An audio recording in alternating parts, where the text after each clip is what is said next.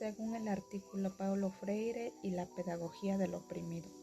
La educación liberadora es un concepto desarrollado por Paulo Freire.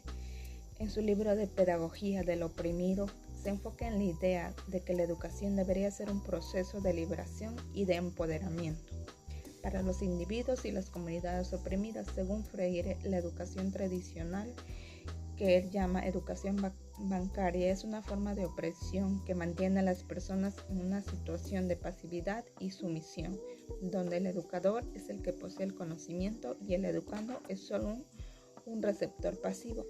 En cambio, en la educación liberadora busca crear un diálogo entre el educador y el educando, donde ambos se desarrollan juntos. Este enfoque se centra en la idea de que todos los seres humanos tienen la capacidad de aprender y de crear conocimiento, y que la educación debería ser un proceso de distribución y de construcción de la realidad.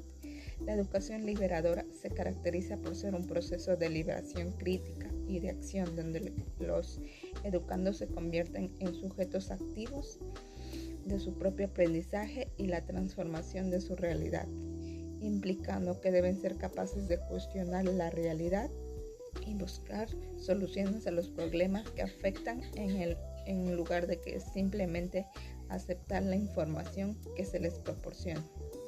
En un pequeño resumen, puedo decir que la educación liberadora es un efecto pedagógico que busca empoderar a los individuos y a las comunidades oprimidas, y que se centra en la idea de que la educación debería ser un proceso de liberación y de transformación de la realidad.